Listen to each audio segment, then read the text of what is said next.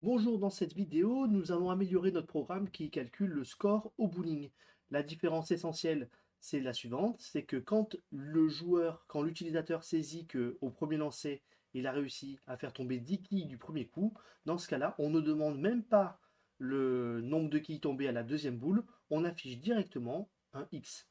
Donc, on demande à l'utilisateur son premier score, le score qu'il a de la première boule, et dès cet instant-là, on fait un test.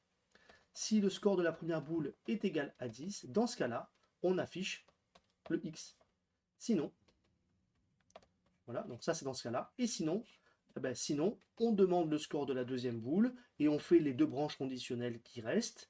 Si S1 plus S2 est égal à 10, dans ce cas-là, on affiche un slash comme ça.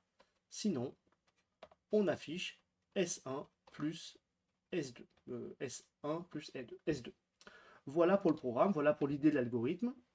Donc, on est d'accord, hein, cette branche conditionnelle, hein, ce chemin de données-là, en fait, il n'est accessible que si on a un score qui n'est pas égal à 10 à la première boule, donc que si le score ici est différent de 10.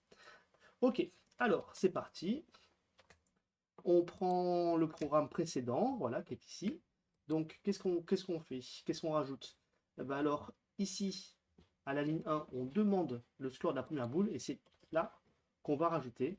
Si le score 1 est égal à 10, dans ce cas-là, on va afficher ici. Et sinon, si le score n'est pas égal à 10, ben, tout ceci va rentrer dans la branche conditionnelle alternative. Je décale tout d'une tabulation en appuyant sur tabulation. Donc, qu'est-ce que ça donne?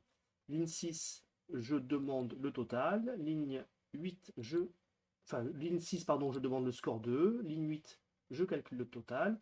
Le cas du strike n'a plus lieu d'être. Donc, je le supprime. Et ici, c'est un if. Si le total est plus petit que 10, on affiche le total. Et sinon, on affiche le spare. Je sauvegarde, j'exécute. Donc, si je fais un 10 du premier coup, ça affiche un X.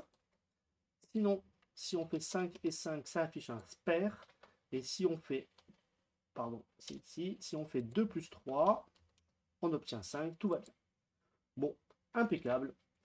On peut passer à la suite.